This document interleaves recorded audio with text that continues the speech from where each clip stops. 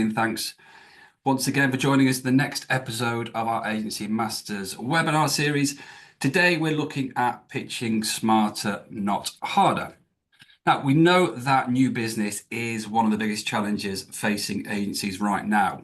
With more UK agencies than ever, the rise of AI and tighter client budgets, the competition is intense.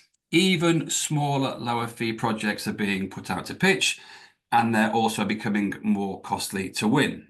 So when the opportunity to pitch does arise, we need to make sure that your agency is always the front runner. So in today's session, we'll look at the art of pre-pitch relationship building, delivery best practice, where pitching goes wrong, how to pitch for existing clients, and also the post-pitch follow-ups and reflections.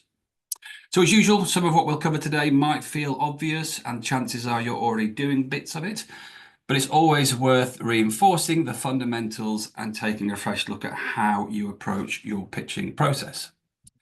Before we jump in, for those who don't know me or haven't joined on previous webinars, I'm Steve. I'm one of the co-founders here at The Agency Works.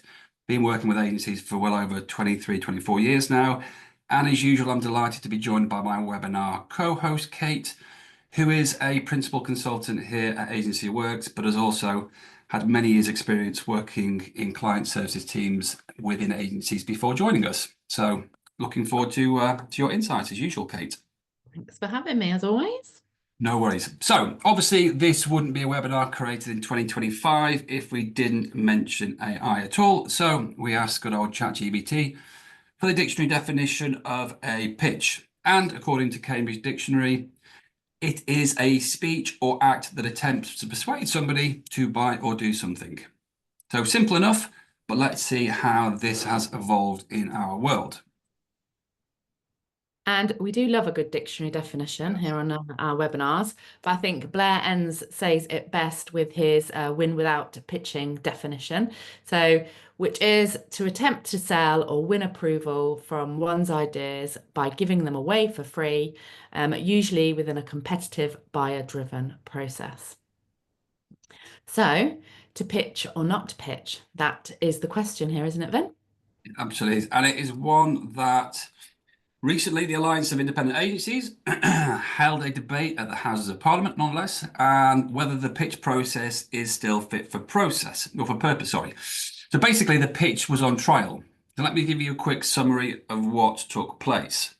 Those proposing suggested that brands still place the expectation on agencies to provide in-depth, detailed answers and solutions to their brief for free, and that agencies willingly offer weeks of strategic thinking or creative ideation as standard. As one contributor remarked, it's like eager puppies desperate to please, and that this very act alone has an immediate and irreversible impact, which is a devaluation and commoditization of creativity. However, those opposing argued that scrapping the pitch process would risk losing that spark of creativity and the opportunity for brands to elevate their messaging in what we know is a very crowded marketplace. They also argue that pitches define a structured way for clients to assess not just creative ideas, but also alignment, cultural fit, operational capabilities, internal studios, etc. And that this 100% evaluation is really hard to replicate in alternative selection methods. Now, the conclusion of that mock trial saw that the proposing side narrowly win the debate, but only by a very small margin. They successfully argued that the pitching process isn't fit for purpose, but more interestingly, after hours of debate that included multiple contributions from the floor, no alternatives were forthcoming. So, whatever sector you're in, if you keep giving it away for nothing, the fundamental economics of the business will collapse, because the only bit that is really valuable is what we're giving away. And just to leave you on that point, one of the standout quotes, excuse me, was, if we only get paid for the worker bee stuff, the stuff that stuff isn't going to exist potentially in another 5 years' time, which is quite worrying. Yeah, it's really interesting, that is actually, then, isn't it? And definitely want to keep an eye on. So how about some practical tips on whether to pitch or not to pitch? So first of all, I would say, is it worth it? So remember our three favorite F's. Is it going to bring you fame, maybe fortune, or maybe it's just for fun? So if you're lucky, it'll be all three, you never know. And secondly, sort of, can you do it? So estimate the time and the costs of the pitch itself, not just the work if you win it, and plan it in as you would any other piece of work. This way, you know if you've got the resources available to deliver the pitch and the work. So a sound platform like Synergist can be invaluable here. Okay. This isn't always possible, but charge for your ideas. And if you can't, then be strategically free, never secretly free, as our mate Carl Sackers puts it. So remember to be open and honest about costs and the investment, and only sort of by letting your client know this is that people going to get educated on the pitching process, and only that way is it ever going to get any better. Well, if you do decide to pitch, this is something we've heard before. The pitch doesn't start when the brief lands, it starts a month earlier. So let's now have a look at the art of the pre-pitch relationship building. So if you want to stack the odds in your favor before the pitch, it starts well before you open the deck or you rehearse your presentation. The agencies we found that win consistently don't just pitch well, they build trust early, they shape the conversation and position themselves as partners from the outset. And here's how they do it. So, obvious, but don't just wait until pitch day to find out who's in the room. We need to identify all decision makers and influencers early and recognize that they all may want different things. So a marketing director wants innovation, a CFO obviously wants value, a CEO wants impact. So tailor your messaging accordingly even before the pitch. Yeah, treat this like a mini campaign. What do you want each stakeholder to know, to think and feel before the pitch day? Plan your touch points, emails, check-ins, LinkedIn engagement, sharing relevant articles or past work, all carefully considered and timed, because we know that all planned communication does build familiarity and trust. Yeah, your first hello shouldn't be in the pitch meeting. So I mentioned previously, connecting on LinkedIn, commenting on their content, attending the same events, publishing insights which are relevant to their sector, or just by simply showing up where they may be.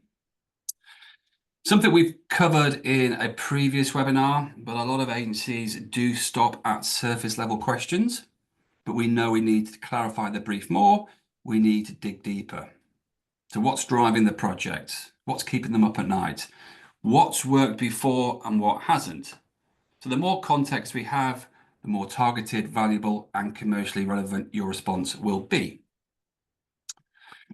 Yeah, and a chemistry session isn't a presentation. It's definitely a two-way conversation. So perhaps bring something to the table, maybe a frustration that you think they may be having, a new perspective, or a sector insight. But more importantly, make it about them, not just you. If you're just walking through your creds, you're missing an opportunity to show how your thinking applies to their world. And most importantly, suppliers deliver on briefs, partners shape the brief, challenge the thinking, and do drive long-term value.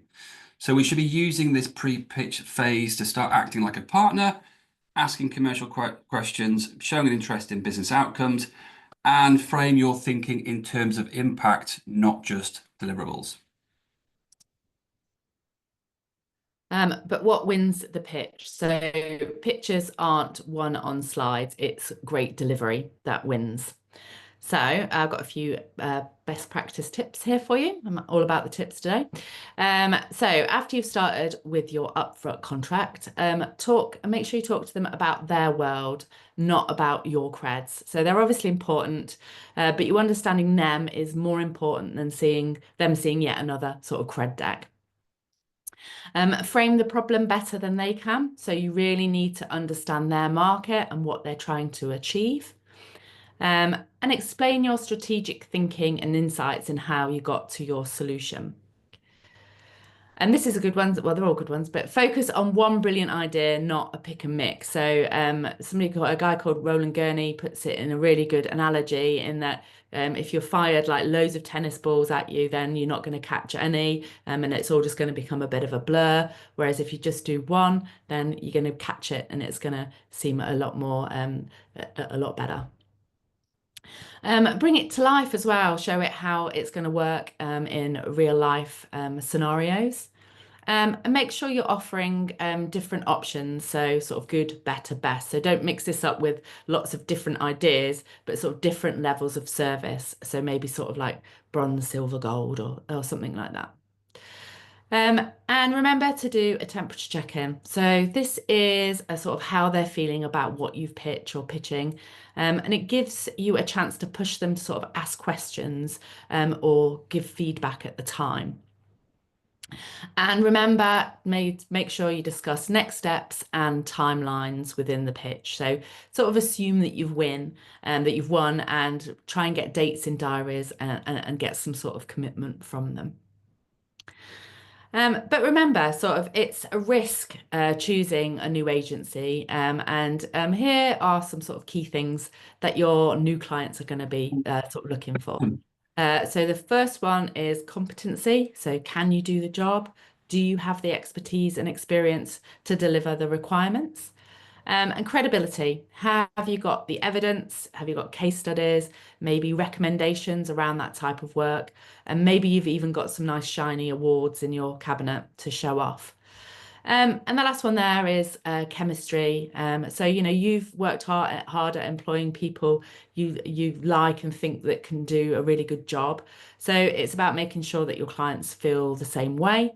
So make sure you give your team plenty of time to practice and hone their sort of delivery skills, and make sure you promote your team to the client. Totally. But as we know, we need to make the pitch a conversation, not a performance. The best pitches aren't polished presentations, they are real conversations. Your clients want to be engaged, not necessarily just impressed. So your goal is to connect, not perform. So we need to shift from monologue to dialogue, ask questions, invite input, because that's when the real buy-in begins. I'd also suggest as well, perhaps using fewer slides.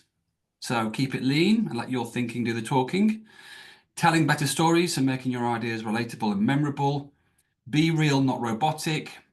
Bring the actual team and your personalities to show that real kind of spark and chemistry. Because in the end, people just don't buy ideas, they buy people. However, let's be honest, even the best agencies don't always get it right. So where does it often go off the rails?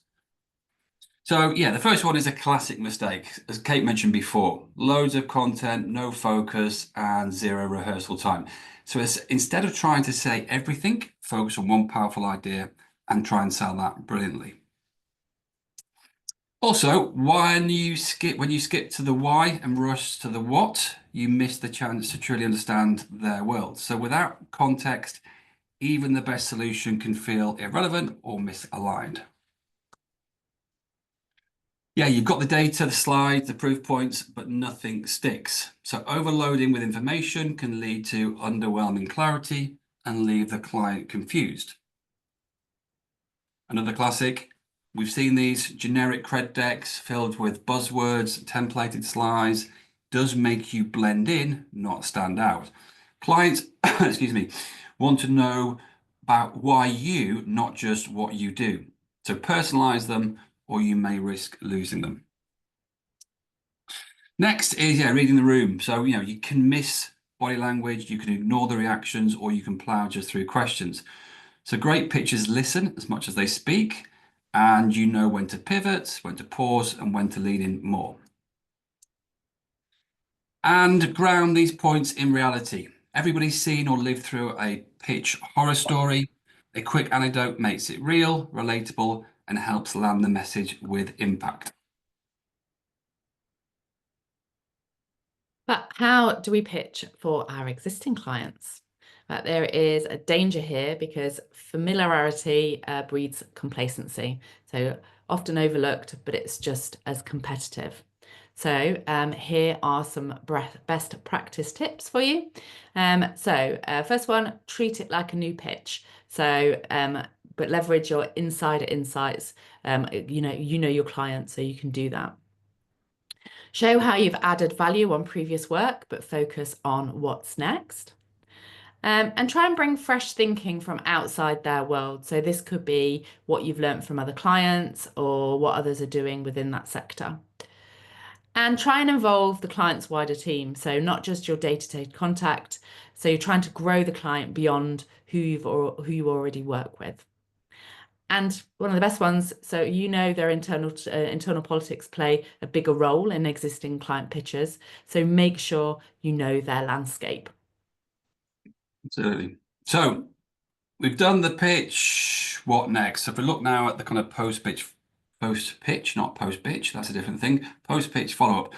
So sometimes you can leave the pitch, you feel like you've nailed it, but then nothing. So the reality is the pitch isn't over when you leave the room. What you do next can make the difference between a win, a loss, or a decision that never lands. So here's what great follow-up looks like. The first thing we'll look at is a generic thank you email will not move the conversation forward. We need to reference specific moments from the pitch, show that we were listening, and offer something of value. Next, we don't wait to be asked to back up your claims. You need to show them proof that matters to them. So tailor your supporting materials to their sector, challenges, ambitions, and show outcomes, not just deliverables. We need to reiterate your understanding, show that you get it, reflect their goals and pain points back to them in their own language. So that will hopefully help reinforce your strategic fit and keeps the conversation rooted in their business, not just your solution. And then if a part of your pitch didn't land, we need to own it and follow up with a sharper response or a better explanation. It shows self-awareness, agility, and a commitment to getting it right. Finally, don't let ghosting happen. We need to be proactive. So we touched on, I think it was our last webinar, this concept of what we call BAMFAM, which stands for book a meeting from a meeting. So have a pre-agreement for a date, for a follow-up call, a review, and don't leave the presentation or the meeting without one. Is that when we can see more instances of ghosting happening? So following up isn't nagging, it's demonstrating leadership and intent, and you need to make it easier for them to re-engage, which, as Kate said previously, keeps the timelines warm and guides next step. But always, always reflect post-pitch, win or lose. Review what worked, what didn't, and what you've learned.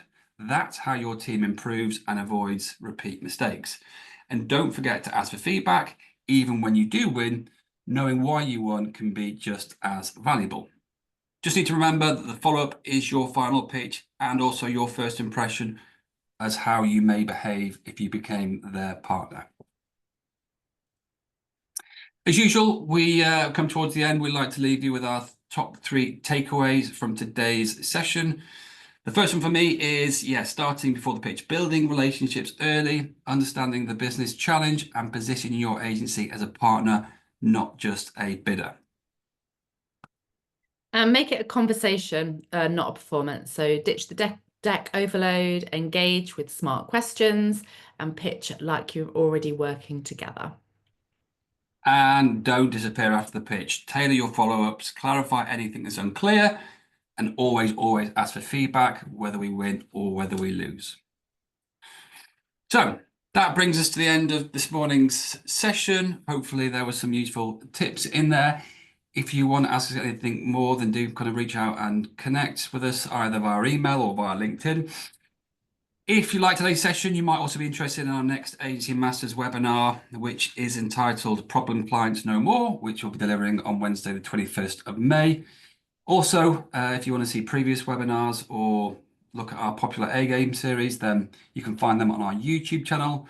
And if you want any more insights, then again, head over to the Agency Works website and there's plenty of information on there. So it just leaves me for me to say thanks for joining us on today's session. And thank you, Kate, once again. Thanks, Steve. Have a great day, everyone. You too. Bye.